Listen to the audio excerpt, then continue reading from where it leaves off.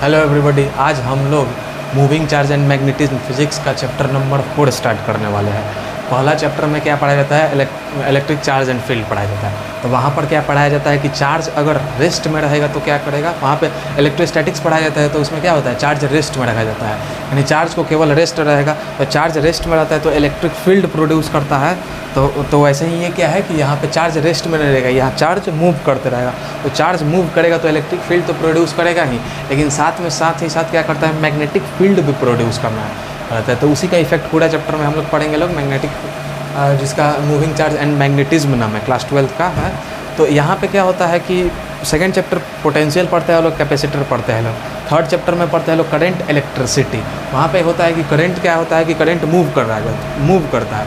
तो ये वहाँ से करंट का यानी करंट चार्ज फ्लो करता है तो करंट आता है, तो वहाँ पे चार्ज वहीं से मूव करना स्टार्ट होता है। तो चार्ज अगर मूव करेगा, अब ये एक वायर है, ये वायर है, करंट आई है, तो ये चार्ज अगर इसमें से मूव कर रहा है तो इलेक्ट्रिक फील्ड के साथ साथ ये क्या करेगा, एक्सपेरिमेंट किया गया, ऐसा देखा गया कि वो इलेक्ट्रिक फील्ड के साथ साथ क्या करता है, मैग्नेटिक फील्ड भी प्रोड्यूस करता है। कैसे करता है, तो अगर स्ट्रेट वायर है और करंट ऊपर जा रहा है तो कुछ इस प्रकार से, आगे अभी डायरेक्शन सब निकालेंगे, कंसेंट्रिक सर्किल बनाता है, ये मैग्नेटिक फील्ड प्रोड्यूस करता है। और इसके इन्फ्लुएंस में कोई अदर चार्ज आएगा तो फोर्स लगेगा उस पर। अगर कोई और वायर है जिसमें से चार्ज फ्लो कर रहा है, इसमें से चार्ज फ्लो कर रहा है, तो वो दोनों आएगा तो वो भी मैग्नेटिक फील्ड प्रोड्यूस करेगा, ये भी तो फोर्स लगेगा, तो दोनों फोर्स लगेगा, तो वही इफेक्ट सब हम पढ़ेंगे। तो इसमें हम सबसे पहला होता है कि दो तरह का लॉ, एक होता है बायोट-सैवर्ट लॉ, एक होता है एम्पियर लॉ। इसके बाद जो पढ़ेंगे तो इसमें होता क्या है,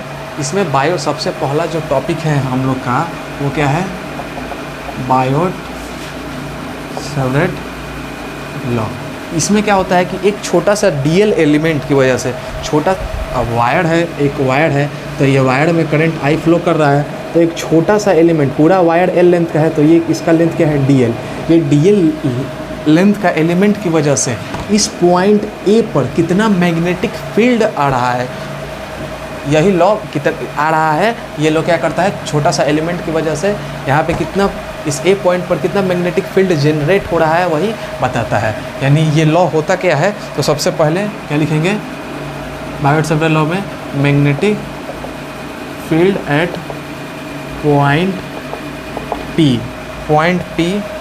point A due to small element dl is given by. तो इसका एक फार्मूला होता है जो कि एक्सपेरिमेंट के द्वारा आया है।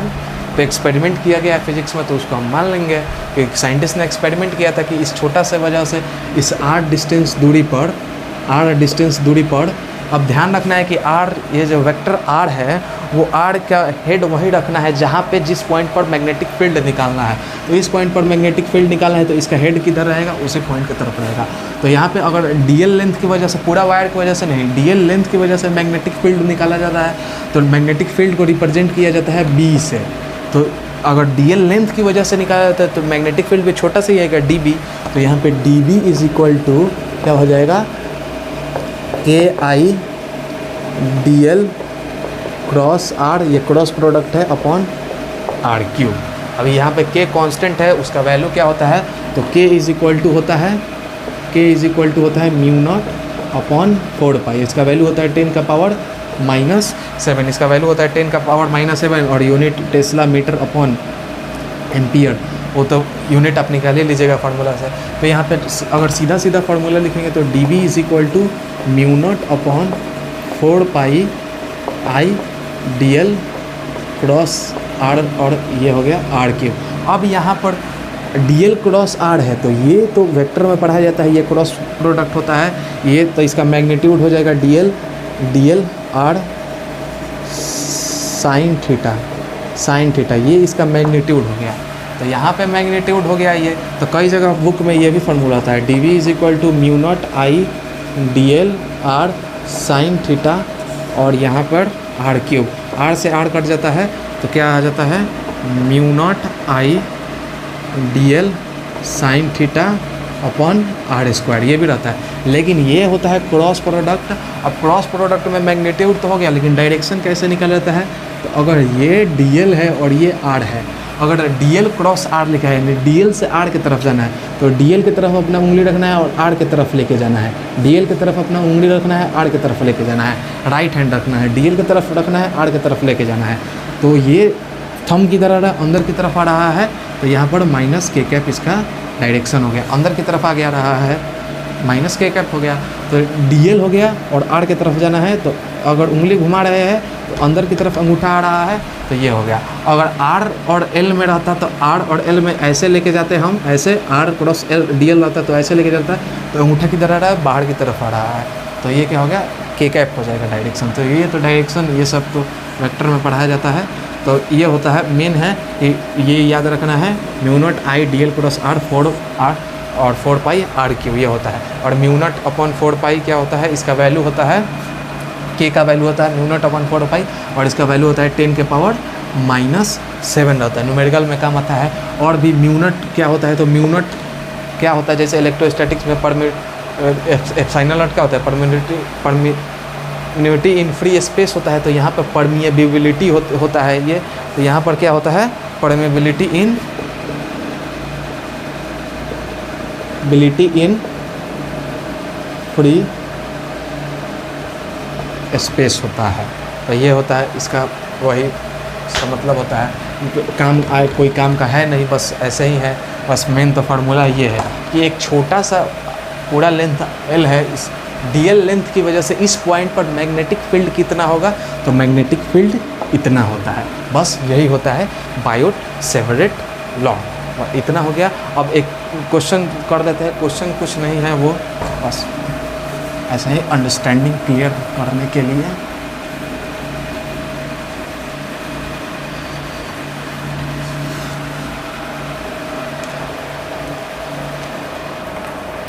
क्वेश्चन है find the magnetic field due to small element dl। इसका है वैल्यू 3i के plus 4j cap mm, having current 10 ampere through it at a point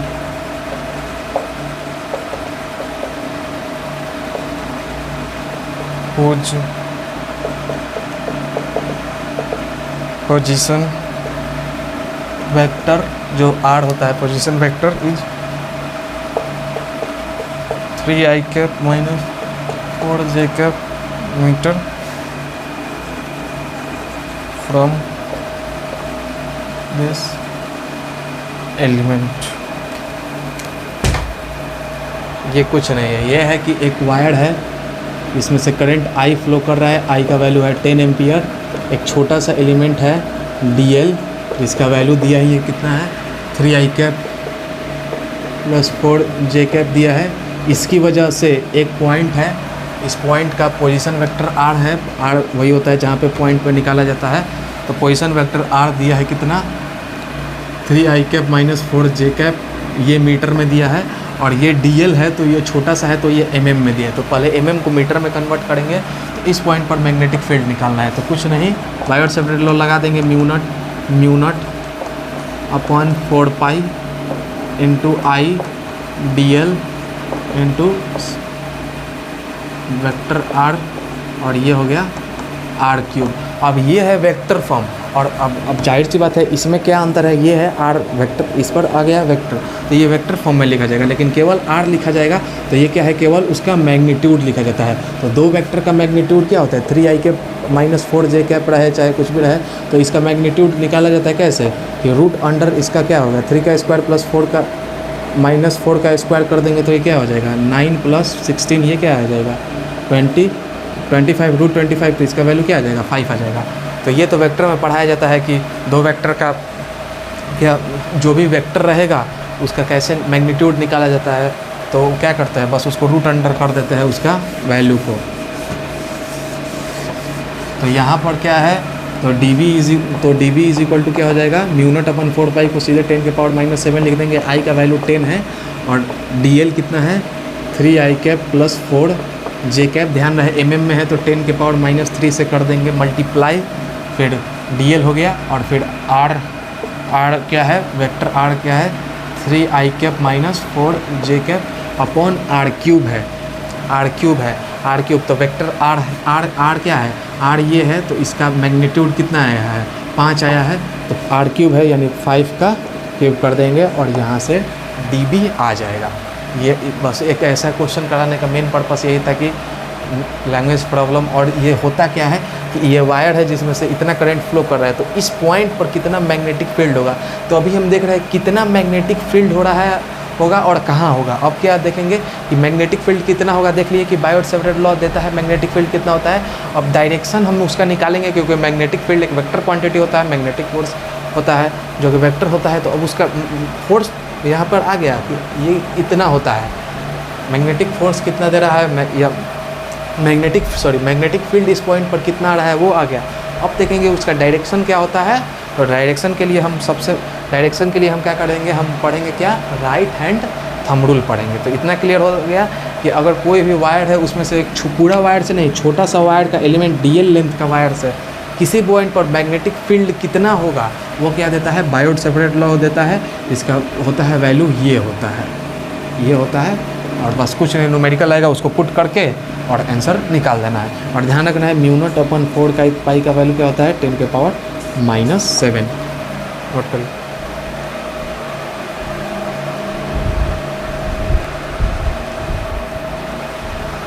तो जो अब हम लोग का जो नेक्स्ट टॉपिक है वो क्या है, direction of magnetic field, direction of magnetic field due to straight wire. अब केवल ये क्रॉस होता है और ये होता है डॉट। इसका मतलब होता है जनरली मैग्नेटिक फील्ड के दिखाने के होता है कि क्रॉस का मतलब है कि मैग्नेटिक फील्ड प्लेन के जो प्लेन है उसके अंदर है और डॉट का मतलब होता है प्लेन के बाहर है। लेकिन इसको हम वायर से भी दिखा सकते हैं कि एक वायर है, अब ये वायर ऐसे है, ये वायर ऐसे है तो प्लेन पर दिखाई दे। लेकिन अगर हम बोले कि ये वायर ऐसा है कि वो अंदर से बाहर की तरफ आ रहा है तो उसको हम वायर को भी हम ऐसे दिखा देंगे। इसका मतलब क्या हुआ है कि इसका मतलब है एक वायर है जो कि अंदर से बाहर की तरफ आ रहा है और उसमें करंट भी कैसे आ रहा है, अंदर से बाहर की तरफ आ रहा है। और ये क्रॉस है तो इसमें केवल मैग्नेटिक फील्ड दिखाने के लिए नहीं किया जाता, इसको हम वायर को भी दिखा देंगे ऐसे। ये क्रॉस है और ये अगर वायर है मतलब क्या है, बाहर से अंदर की तरफ जा रहा है वायर, उसमें करंट भी कैसे जा रहा है, बाहर से अंदर की तरफ आ रहा है। मतलब यही जो है ऐसे लंबा वायर है, इसी को हम ऐसे लेंगे और ऐसे रख देंगे तो उसमें करंट, उसका मतलब क्या हो गया, ये क्रॉस का मतलब हो गया कि उसमें करंट जो है वो बाहर से अंदर की तरफ जा रहा है इस वायर में। और ये एक वायर है। अब वायर कुछ ऐसा होता है, वायर ऐसा होता है तो हम वायर को लेंगे और ऐसे रख देंगे तो यानी करंट बाहर से अंदर की तरफ जा रहा है, इसमें अंदर से बाहर की तरफ आ रहा है। तो ये हो गया magnetic field due to state. अब इसका कैसे निकाला जाता है, डायरेक्शन कैसे निकाला जाता है, तो डायरेक्शन निकालने का रूल होता है एक राइट हैंड थंब रूल। इसी रूल की मदद से हम क्या करते हैं, डायरेक्शन को फाइंड आउट करते हैं राइट हैंड थंब रूल से। अब एक वायर है जिसमें से करंट आई जा रहा है। अब इसके चारों तरफ मैग्नेटिक फील्ड होगा और magnetic field by the experiment ऐसे हम लोग को पता चला कि वो जैसे एक मैग्नेट अपने आसपास में मैग्नेटिक फील्ड बनाता है वैसे ही कुछ शेप का एक्सपेरिमेंट से ये भी पता चला कि ये भी बनाता है। तो मैग्नेट, तो यहाँ पे पता चला कि ये कॉन्सेंट्रिक सर्कल ऐसे बनाता है, कॉन्सेंट्रिक सर्कल ऐसे बनाता है। अब यहाँ पे भी थ्योरी अगर देखें कि जितना ज़्यादा आई रहेगा उतना ही फील्ड का स्ट्रेंथ बड़ा होगा, जितना कम आई रहेगा उतना फील्ड का स्ट्रेंथ कम रहेगा। तो ये सब तो थ्योरेटिकल पार्ट है। इस कॉन्सेंट्रिक सर्कल मतलब क्या होता है कि सबका सर्कल का सेंटर सेम होगा, तो कुछ ऐसा बना लेगा। अगर करंट आई फ्लो कर रहा है तो, अगर करंट आई फ्लो कर रहा है तो यानी कैसा करेगा कि अगर ये वायर है और इसमें से कैसा कुछ, ये अगर वायर है, अगर करंट आई है तो इसमें से कुछ इस प्रकार का ऐसे ऐसे ऐसे अपने चारों तरफ क्या करेगा, ये मैग्नेटिक फील्ड बना लेगा। अब इसका डायरेक्शन कैसे निकालेंगे कि ये ऐसे जाएगा कि ऐसे जाएगा कि ऐसे जाएगा, तो इसका डायरेक्शन कैसे निकालते हैं? तो डायरेक्शन निकालने के लिए राइट हैंड थंब रूल का यूज करते हैं कि अगर करंट ऊपर की तरफ जा रहा है, करंट ऊपर की तरफ जा रहा है, तो अपने थंब को करंट के डायरेक्शन में रखेंगे। अपने थंब को क्या करेंगे, करंट के राइट हैंड लेंगे, अपने थंब को करंट के डायरेक्शन में रखेंगे और ऐसे देखेंगे। तो यहाँ पर देखने पर कि इस पॉइंट पर क्या कर रहा है, ऐसे ऐसे कर जाएगा या ऐसे ऐसे जाएगा या ऐसे जाएगा या ऐसे जाएगा। तो यहाँ पर क्या होगा कि राइट हैंड थंब रूल, अगर करंट ऊपर की तरफ जा रहा है तो अगर हम अपने कर्ली फिंगर को, थंब को करंट की डायरेक्शन में रखेंगे और कर्ली फिंगर को ऐसे करेंगे तो ये अंदर की तरफ जा रहा है, यानी इस पॉइंट पर क्या जा रहा है, मैग्नेटिक फील्ड अंदर की तरफ जा रहा है। कब, अगर करंट ऊपर जा रहा है तो मैग्नेटिक फील्ड अंदर है, इस पॉइंट पर मैग्नेटिक फील्ड अब अंदर, यानी कैसे है कि कुछ इस प्रकार का पैटर्न रहेगा, ऐसे जाएगा मैग्नेटिक फील्ड अंदर घुसेगा, फिर अंदर से ऐसे जाएगा और इधर से बाहर निकलेगा। तो देख लीजिए, ये अगर करंट ऐसे है तो इधर से मैग्नेटिक फील्ड बाहर भी निकल रहा है, तो ये हो गया मैग्नेटिक फील्ड बाहर निकल रहा है। यानी करंट कैसे मैग्नेटिक फील्ड का डायरेक्शन है, करंट ऊपर जा रहा है तो थंब करंट की डायरेक्शन में लेंगे और राइट हैंड थंब रूल से ऐसे करेंगे तो ये इधर जा रहा है और ऐसे करेंगे तो ये इधर आ जाएंगे, यानी कुछ इस प्रकार का जा रहा है। अगर करंट ऊपर है तो ये ऐसे इसका डायरेक्शन है, यानी अगर करंट ऊपर है तो इसका मैग्नेटिक फील्ड का डायरेक्शन कैसे है, इसको डॉट डॉट सबसे बढ़िया ऐसे समझ में आएगा कि ये रहा एक गत्ता, एक ले लेते हैं,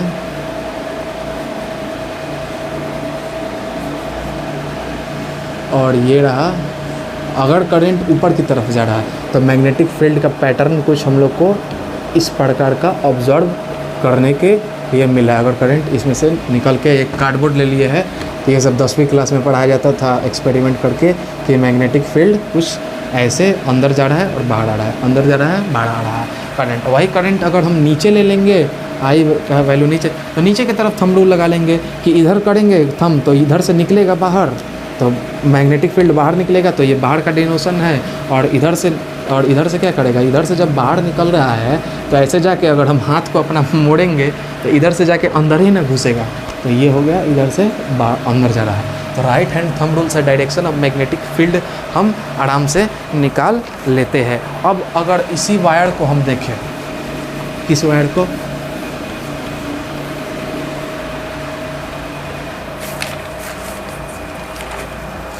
अगर हम इसी वायर को देखें कि करंट हम ऊपर जा रहा है ऐसे, तो ऐसे करंट जा रहा है तो मैग्नेटिक फील्ड ऐसे ऑब्जॉर्व करने को मिल रहा है, ऐसे ऑब्जॉर्व करने को मिल रहा है, ऐसे ऐसे मिल रहा है। राइट हैंड थंब रूल से निकाले हैं कि अगर करंट ऊपर जा रहा है तो अगर हम इसमें से आँख लगा के अपना नीचे की तरफ देखेंगे तो कैसे होगा कि हम लोग को क्या लगेगा कि एक वायर है जो कि आ रहा है, एक वायर है ऐसे। अब देखिए वही कॉन्सेप्ट लगेगा कि मान लेते हैं इसी वायर को हम ऐसे अभी प्लेन में रखें और इसको हम ऐसे रख दें कि इसका वायर क्या है, वायर है कि बाहर से ऐसे करंट आ रहा है, करंट आ रहा है। इसको ऊपर से देखेंगे तो हमको तो केवल वायर का वो गोल सरफेस जो सिलेंड्रिकल सरफेस होता है वही हमको दिखेगा।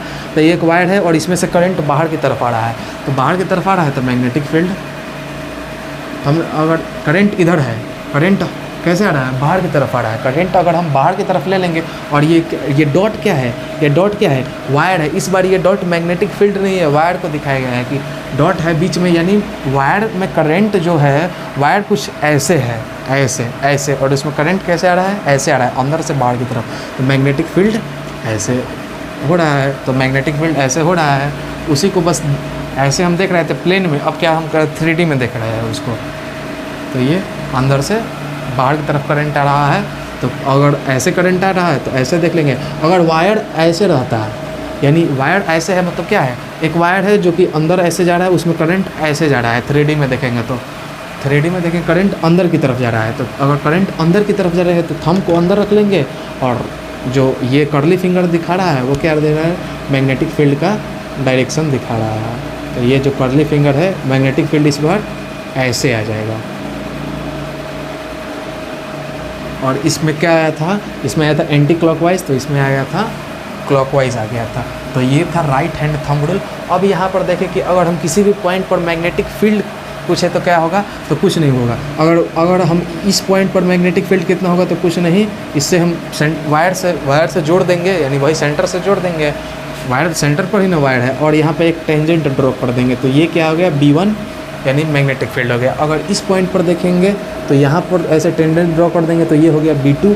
इस पॉइंट पर देखेंगे तो यहाँ पर क्या हो गया, टेंजेंट ड्रॉ कर देंगे, ये हो गया इसके लिए B1। यहाँ पर अगर पूछेगा इस पॉइंट पर तो ये ऐसे B2 ड्रॉ कर देंगे, ये हो गया इसके लिए, यानी लाइन पर टेंजेंट ड्रॉ कर देंगे, वो क्या देगा, मैग्नेटिक फील्ड का डायरेक्शन उस पॉइंट पर बता देगा।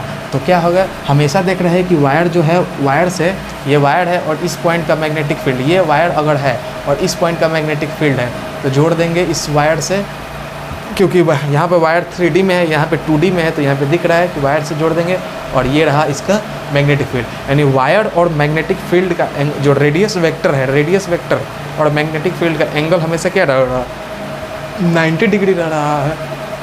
रेडियस वेक्टर और मैग्नेटिक फील्ड का हमेशा कोई सा भी केस ले लीजिए, अगर ये वायर है, तो ये वायर है तो बाहर की तरफ आ रहा है, तो इसमें मैग्नेटिक फील्ड ऐसे ऐसे बनाएगा। तो अगर हम इस पॉइंट पर जाके पूछेंगे तो इधर आ जाएगा, क्योंकि ऐसे ऐसे बनाएगा, क्योंकि यहाँ पर बाहर की तरफ करंट आ रहा है, तो इस पॉइंट पर B1 आ जाएगा।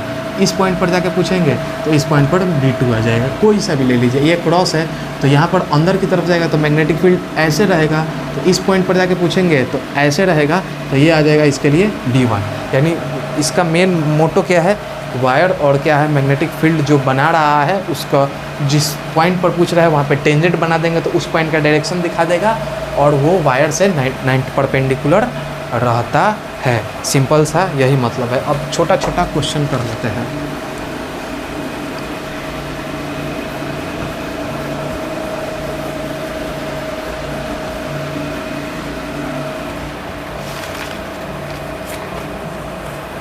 अब क्वेश्चन नंबर 1 सीधा अभी जो किए हैं वही करते हैं कि ये I है, ये I फ्लो कर रहा है, तो इस पॉइंट पर क्या होगा, अंदर की तरफ मैग्नेटिक फील्ड होगा, इस पॉइंट पर क्या होगा, बाहर की तरफ होगा।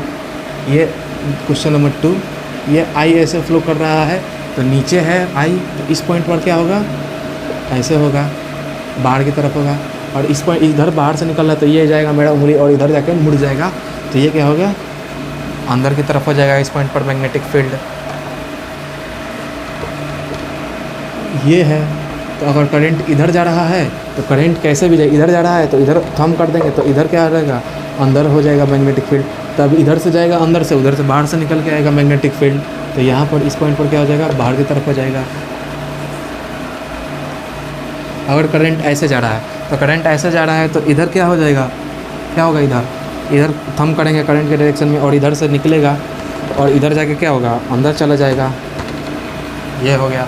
तो और क्वेश्चन है, और अब magnetic field due to straight wire निकाल लिए कि कैसे होता है, तो राइट हैंड थंब रूल से निकाल लेंगे।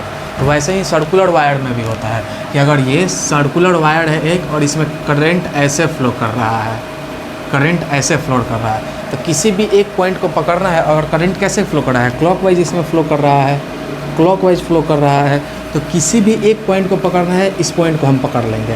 तो इसमें से करंट का डायरेक्शन क्या है, इधर साइड है, इधर साइड है, तो इसमें से मैग्नेटिक फील्ड क्या आएगा, मैग्नेटिक फील्ड एट सेंटर। अगर हम पूछे ओ पॉइंट पर मैग्नेटिक फील्ड क्या आएगा, वायर है सर्कुलर तो उसका सेंटर पर क्या आएगा, तो ये है हम करंट का डायरेक्शन, तो ये हो गया अंदर, ये हो गया अंदर।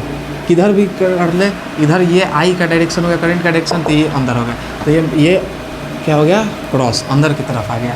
अगर यही क्या रहेगा, सर्कुलर वायर रहेगा और इसमें एंटी क्लॉकवाइज करंट फ्लो करेगा, तो इसमें से क्या होगा, इस पॉइंट को पकड़ेंगे और सेंटर पर, अगर हम ओ पॉइंट पर सेंटर पर पूछेगा तो इस पॉइंट पर पकड़ेंगे और इधर क्या रहेगा, करंट इधर है, तो ये बाहर की तरफ आ रहा है, तो ये बाहर आ जाएगा। कहीं से देख लीजिए, ये करंट ऊपर जा रहा है तो ये इधर साइड आ रहा है, ये करंट इधर जा रहा है तो ये इधर आ रहा है, ये करंट नीचे जा रहा है तो इधर है, यानी राइट हैंड थंब रूल सीधा सीधा लगा लेना है। तो आज हम क्या पढ़े, बायोट सेपरेट लॉ पढ़े, जिसका मतलब जो क्या होता है, μ0/4πI dl क्रॉस r और डिवाइडेड बाई आर क्यू। ये क्या होता है, किसी भी पॉइंट पर स्मॉल एलिमेंट डीएल लेंथ का वायर का स्मॉल एलिमेंट की वजह से क्या होता है, कितना होता है मैग्नेटिक फील्ड, ये बता देता है। डायरेक्शन हम राइट हैंड थंब रूल से निकाल लेंगे, मैग्नीट्यूड उससे निकालेंगे और direction right hand thumb rule से निकाल लेंगे। तो बस ये था इंट्रोडक्शन मैग्नेटिक फील्ड का। और जो आज हुआ ये छोटा सा वीडियो इतना ही। नेक्स्ट वीडियो में हम क्या पढ़ेंगे, मैग्नेटिक फील्ड ड्यू टू जो स्ट्रेट वायर उसके वजह से पढ़ेंगे कि ये हो गया तो इस पॉइंट पर क्या होगा, तो यहाँ से मिला देंगे, ये हो गया θ1, ये हो गया θ2, तो इस पॉइंट पर क्या होगा, इस पॉइंट पर मैग्नेटिक फील्ड क्या होगा, वायर को क्या कर देंगे हम, इन्फानाइट कर देंगे। इन्फानाइट कर देंगे तो उसका अलग केस हो जाता है, फाइनाइट कर देंगे तो अलग हो जाएगा। सर्कुलर आर्क की वजह से पढ़ेंगे, सर्कुलर लूप की वजह से पढ़ेंगे। इन सारी चीज़ों की वजह से हम नेक्स्ट वीडियो में वहाँ पे बहुत सारा क्वेश्चन सॉल्व पढ़ेंगे। आज तो बस इंट्रोडक्शन था, बायोट-सैवर्ट लॉ क्या होता है और कैसे डायरेक्शन वायरेक्शन निकाला जाता है। तो आज की वीडियो में इतना ही, मिलते हैं नेक्स्ट वीडियो में, तब तक के लिए ओके बाय।